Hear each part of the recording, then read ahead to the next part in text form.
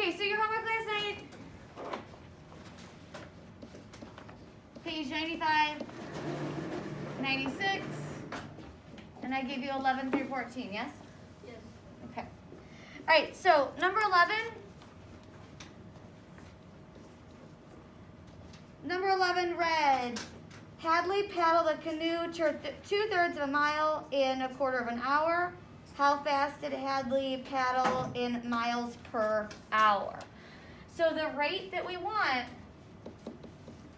is miles to hours. Okay? The information that they gave us was that Hadley paddled 2/3 of a mile in a quarter of an hour. So 2/3 of a mile in a quarter of an hour.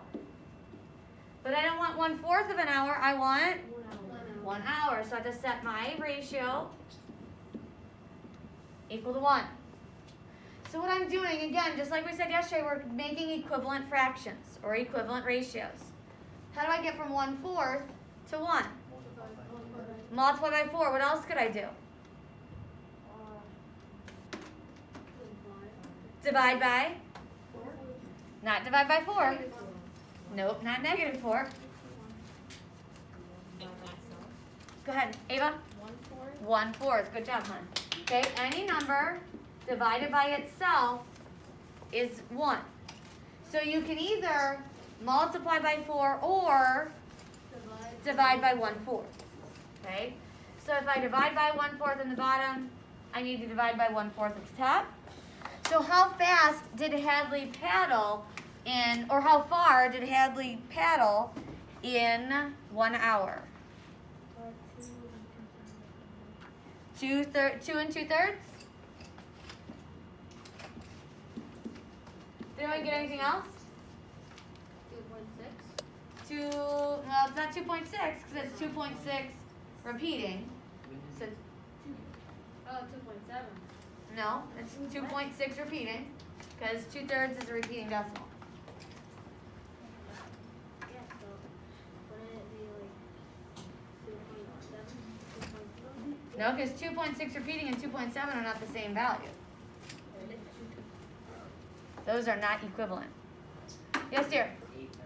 8/3, yep. 2 times 3 is 6. 6 plus 2 is 8. So if you use Desmos, you may have gotten 8/3. Okay? So number 11, the answer is 2 2/3 or 8/3 of a mile. 8/3 miles. Again, no one ever asks you, oh, how far did you paddle? Oh, 8/3 miles. Okay, we don't say improper fractions, but is an acceptable answer? Yes. Absolutely, because they are equivalent. All right, number 12. A box of cereal states that there are 90 calories in a quarter of a cup serving. How many calories are there in 4 cups of cereal? Okay, so we have 90 calories in a 1/4 of a cup.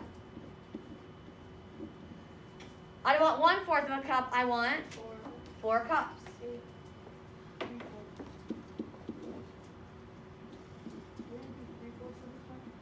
Okay. Why? Oh, it's 3/4, sorry. Thank you. Okay, can I get from 3/4 to 4 cups easily? No, I gotta make my pit stop, right? So, I need to get to 1 cup. Again, if I can find out how much is 1 cup, I can find out how much is in any amount of cups. Okay? So sometimes we do have to make that pit stop to increase our values so we can scale up. How do I go from 3/4 to 1? Very good. Divide it by itself. So I'm going to divide by 3/4.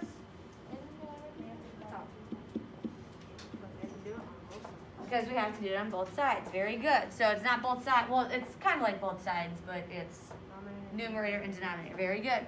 So 90 times 3/4, I'm sorry, 90 divided by 3/4, excuse me, you should have 120. Okay, so 120 calories are in 1 cup. But we don't want to know about 1 cup, we want to know about 4 cups. So we got to scale up. So we're going to multiply by 4. Multiply by 4. So the answer to number 12 is 480 calories in 4 cups. Awesome. That looks super simple. Most servings of cereal, like the actual serving size of cereal, is from 3/4 of a cup to a cup. Okay? Now, 4 cups, you might use that to make like Rice Krispie treats or Scotcheroos or something like that, you know, but. Oh, I miss Scotcheroos. I haven't made those in a long time. Scotcheroos? Where it's like a Rice Krispie treat, but you either use like peanut butter or like butterscotch chips, and then you put like a layer of chocolate on top. Yeah, they're really good.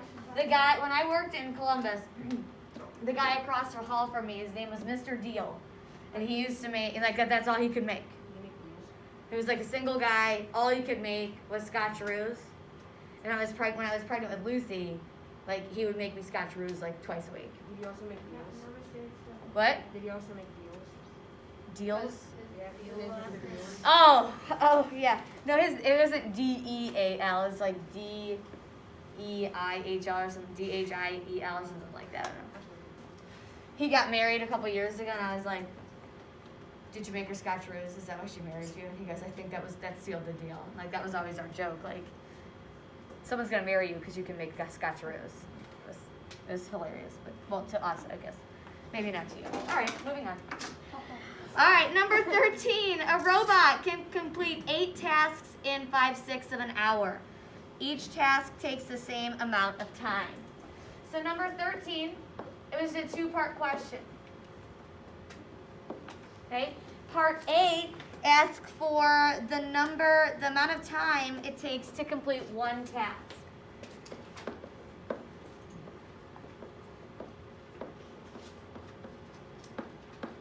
Okay, so the unit rate that we were looking for in this situation was 1 task. So that means our denominator has to be the task portion of our ratio. So 5/6 of an hour for 8 tasks. Okay, but we don't want 8 tasks. We want 1 task because we want to know how long it's going to take for 1 task. So in this situation, we divide by 8 and divide by 8. Okay, so it takes 5/48 of an hour to complete 1 task. Okay. Now today, what we'll do is we'll talk about, well, if it's 5/48 of an hour, how do I know how much of an hour that is? So we'll look at equivalent ratios today, and maybe we'll explore actually how long that is. All right, the second one was tasks in an hour. So now our ratio has to flip-flop. Okay, and we want our time on the bottom and our tasks on the top. Okay. So it just depends on what the question is asking. So now we want to know how many tasks they can complete in 5/6 of an hour. So I would divide by 5/6 and then divide by 5/6. And I think it was like 9 and something. 9.6. 9 9 and 3/5.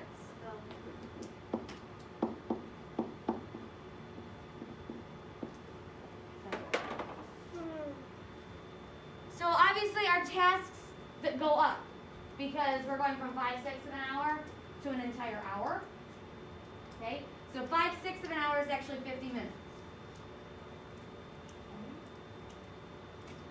Right, 60 minutes would be, divided into 6 equal sections would be 10-minute sections. So 5/6 would be 50 minutes.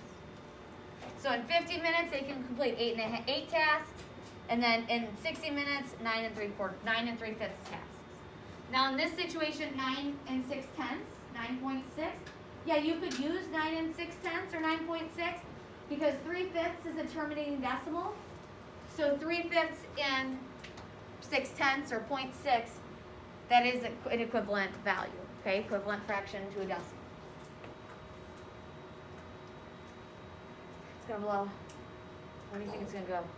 And about like. It didn't go all day yesterday, so we'll see what happens today. All right, any questions on number 13? Nope. Extremely loud. Who's went out? Damon. Damon and I. It blew. The whole classroom was like dead silent. And did it go? It was so scary. Yeah. I didn't hear it. All right, number 14. Number 14 is a 3-part question. You are running a fuel economy study. You want to find out which car can travel the greater distance on 1 gallon of gas. Okay, so we're looking for distance to gallons.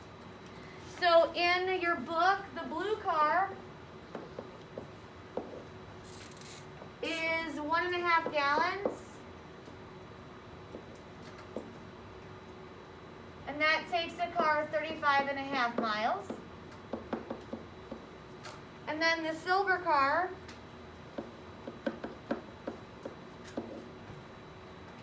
(4/5 of a gallon) takes them 27.5 miles. Okay, so part A asked what the gas mileage is for the blue car. Okay, part B asked for the gas mileage of the silver car. And then part C asked, who can travel the greater distance?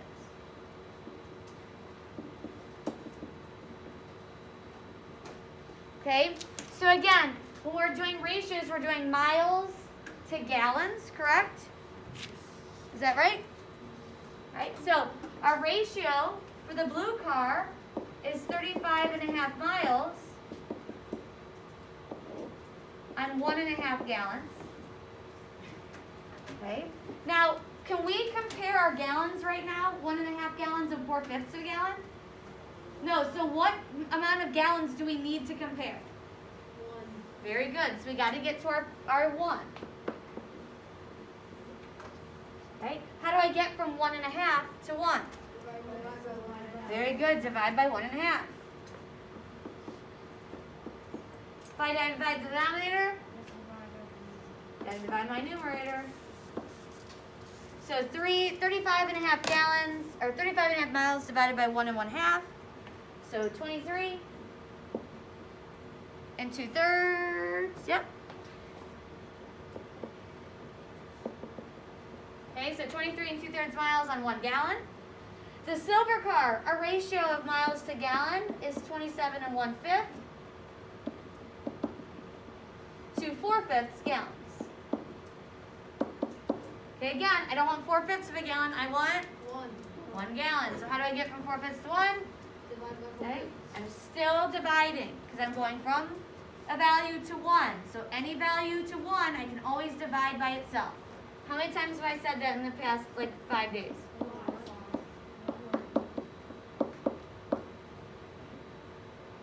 So the silver car, 34 miles per gallon.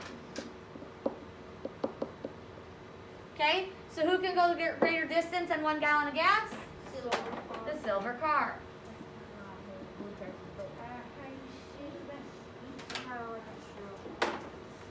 Okay, so again, comparing unit rates helps us get where we need to go. Okay, as long as we can get equivalent unit rates or even equivalent ratios, we can compare values. Yes, here.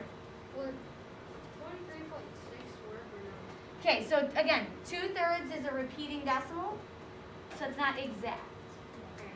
Okay, so if you're gonna do a decimal, you need to have the vernaculum or the repeating bar over the numbers that are repeating, so that you're exact.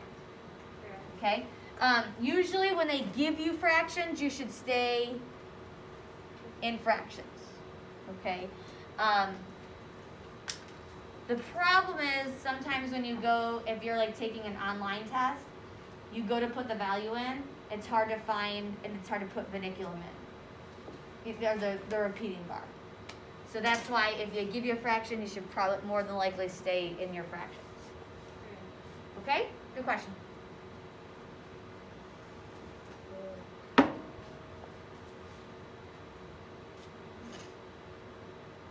It's funny because, a couple weeks ago I got that error message that said my bulb was ready to go. And do you know what they did? They came and just reset the time on the bulb instead of replacing the bulb. They gave us about 2 weeks, right? All right, so today we're going to look at section 2-3, which is understanding proportional relationships and equivalent ratios. So today we're going to use. I bend over to pick it up, but I'm going to hurt myself. So today we're going to use equivalent ratios to determine whether or not a relationship is proportional. Now, if something is in a proportional relationship, that means it breaks down to the same unit rate. So that means that if you're looking at a ratio, every single ratio will be equivalent. So we're going to explore that today. We're going to talk a little bit more about proportional relationships. If you are not on the page, we're on page 98.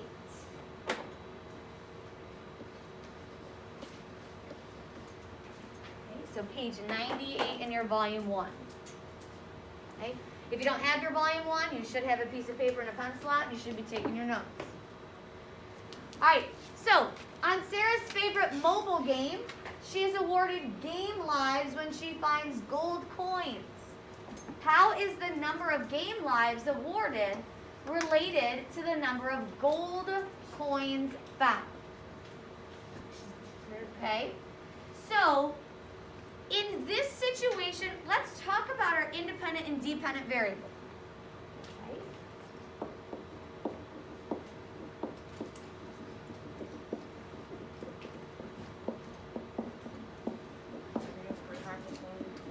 What, honey? She gets 3 hearts of floating.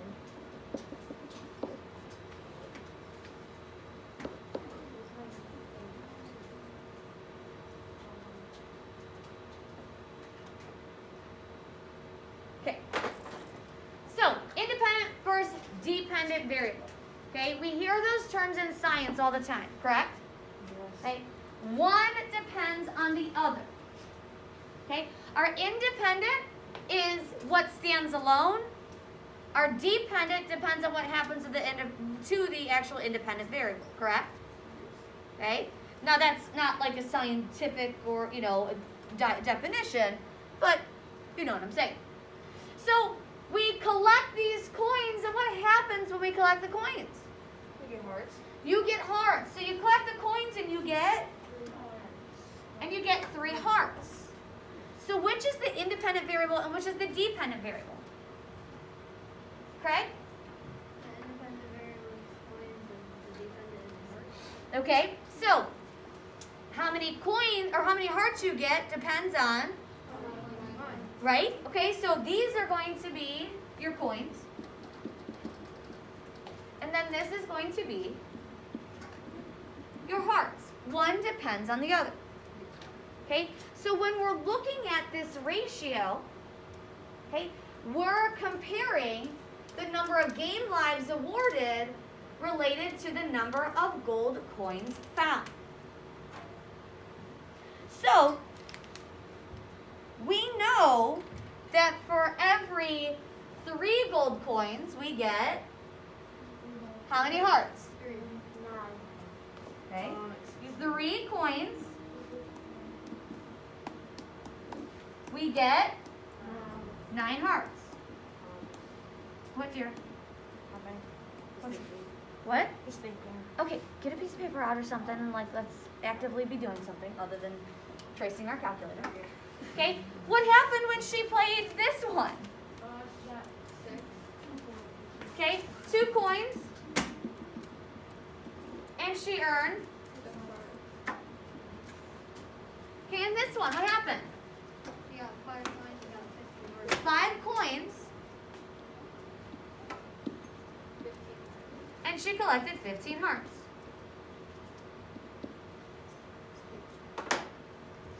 What do you know about 3 and 9? That you get all your coins you get 9. Okay, they're compatible numbers, right? Okay, and you're correct. For every 3 coins, she gets 9 hearts. Can I reduce 3 over 9 as a fraction? Wait, what? Same again. Yes. Okay, can I reduce 3 over 9 as a fraction? Oh, yeah. Yeah. 3 and 9 have what factor in common? So 3 divided by 3 is? 9 divided by 3 is? 3. Okay, so when I reduce 3 over 9, I get 1/3. 1/3. So that tells me when she played this first round, she got 1 coin and she earned 3 lives, right? Okay, what about the second game? So what do you know about 2 and 6? Someone raise their hand and stop shouting out.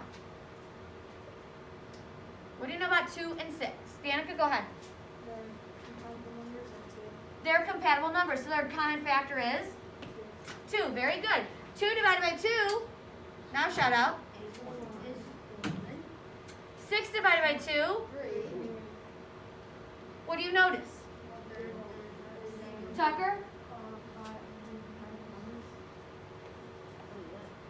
About what do you know about here to here? I'm sorry. Same ratio, correct? Okay, so what about 5 coins to 15 hearts? What do you notice? Okay, they are compatible. So what does that mean when we're saying they're compatible? What can we do to this fraction? We can simplify it. So 5 and 15 have a common factor of? 5. So 5 divided by 5? 15 divided by 5? What do you notice? What? We have equivalent ratios, correct? For every 1 game coin, we get 3 hearts or 3 lives. So what this tells us is that this is a proportional relationship. Okay? So again, this is called a proportional relationship. Proportional.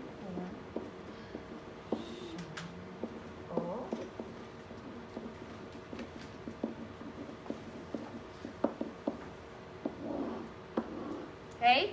So proportional relationship. Now, the definition in your book, 2 quantities are in a proportional relationship if all the ratios that relate the quantity are equivalent.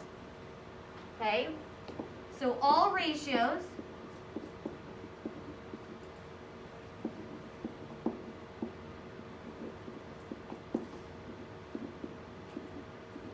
Okay, so all ratios are equivalent. What's another word for equivalent? Equal, the same.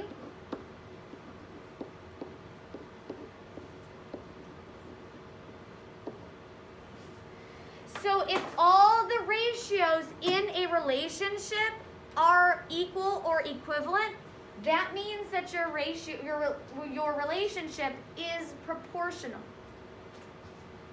Okay? So it doesn't matter how many coins you get, you're still going to get the same number of hearts per coin in the game. Okay? Now, the games that you play, is that something that happens?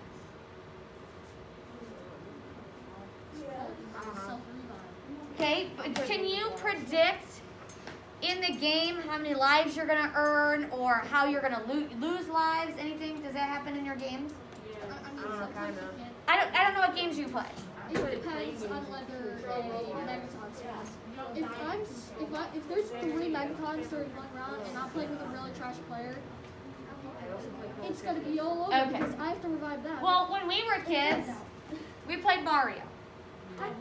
Right? So Mario was a big deal when we were kids. So when we played games as kids, we earned, you got points and you got lives for, now it was the reverse. You had to collect the coins and then you got like a life for the certain number of coins that you earned.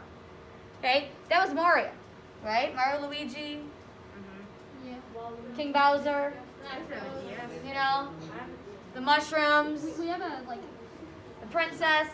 we have like a Right? as we So this is something that we can predict. We knew how many coins we had to get to earn a life. Okay?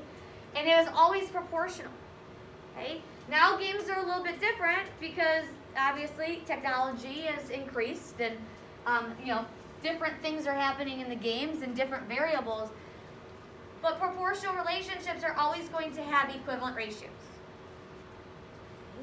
So the problem that we did with our tasks, okay, this is a proportional relationship. And the reason I know it's proportional is because in the problem it said every task takes the same amount of time. So when the machines are building the task, each task takes the same amount of time. Every task is taking 5/8 of an hour. Okay, so that machine, now obviously if it breaks down, that's not happening, right? But the machine is constantly going at the same rate. It doesn't matter if it runs for 1 hour or if it runs for 24 hours. Every 5/8 or 5/48 of an hour, a new task is completed by that machine. Okay, so that means that the company can predict how much they can make in an hour, 2 hours, 10 hours, 24 hours, 48 hours. Do you think for a manufacturing company that that's important? Yes. Absolutely, because of supply and demand. They need to make sure that they have enough of the product to supply their customers. And the only way they can do that, and the only way they can predict that, is by having a system. Okay, I know we can churn out this many in an hour, so the machine has to run for X number of hours to fulfill just this order. Okay, so as much as you guys don't think that math is used in everyday life, I keep on proving you wrong, right? Okay, I keep on bringing up these examples, whether it's manufacturing, whether it's plumbing, whether it's education, you're a hairdresser, whatever it is. You need to have math because you need to figure out how to be best efficient so you can make as much money as you can, because you got bills to pay and you got things you want to do with your life, right? What? I have to use math in that. So. Call of Duty. Oh my God. All right, so again, proportional relationships. How do you know if it's a proportional relationship? All ratios are equivalent. So, miles, this is our try it. So it's on the bottom of page 98. Okay, so again, bottom of page 98. Miles records the time it takes to download a variety of file types. How is the download time related to the file size? So download time related to the file size. Okay? This is your X value. This is your independent variable. This is not changing. Okay? What's changing is the time it takes to download it. So this is going to be your independent variable. Okay? So this is your independent, this is your dependent. We use X and Y because eventually we're going to put this on a coordinate plane and we're going to look at what a proportional relationship looks like versus what a non-proportional relationship looks like. That's next week. Okay? So whenever we're doing this, usually when we're looking for a proportional relationship, okay, let's not do that. Okay. When we're looking for any type of relationship between two values, we compare the independent to the dependent. Okay?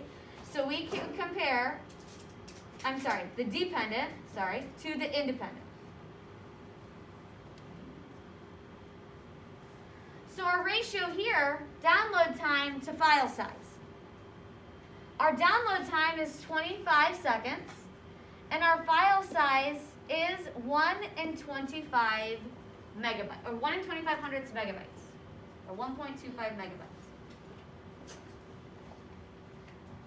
Now when I divide 25 by 1 in 2500, I get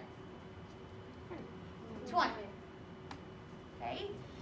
Now for a song, a file size of 3 6/10 takes 72 seconds to download. So my ratio is 72 to 3 6/10. And when I divide 72 by 3 6/10, I get, are we in a proportional relationship right now? Oh, your answer. Did they reduce down to the same value? Yes. Yeah, they both reduced down to 20. Now what about the video? The video is 6 2500 megabytes. It takes 125 seconds to download. So my ratio is 125 over 6 2500. When you divide 125 by 6 2500 on your calculators, You get 20. what do you get? You get 20. Okay, you get 20. Is this relationship proportional? Yes. Okay, they all have the same answer. So yeah, they are proportional. Okay, so the ratios of each pair of data are proportional. Oh no, hold on. Are equal, sorry. I got ahead of myself. So the ratios for each pair of data are equal, so the download time and the file size are proportional. What do you think makes a relationship non-proportional? Zach, go ahead, honey. Not all the answers are equivalent. Very good. If not all the answers are equivalent. So when I reduce my fractions, if I don't get equivalent ratios, I'm in a non-proportional relationship. And we'll look at non-proportional relationships on Tuesday when we come in. Okay? So, we're going to go ahead. We'll go into homework this weekend. Okay? You have a little long weekend. So I won't give you any homework because we don't have school on Monday, right? We don't? Is that right? President's Day, don't have school on Monday. So on Tuesday, we'll pick back up with proportional relationships. Now, we are going to have a quiz over 2-1, 2-2, and 2-3 next Thursday. Okay? I'm sorry, what? 27 is actually 26. No, you guys are a week ahead. You guys are a week ahead because next week is the, I think the week is the 19th, This is our last full week. right? So this is 19th. So next Friday is the 19th. Then the next week we have Friday off, the 26th. So we don't have school Monday? Well, you guys do, we don't. We don't have school Monday? You don't have school Monday, no. Oh. Okay? We have to do My some grandma's heard it. work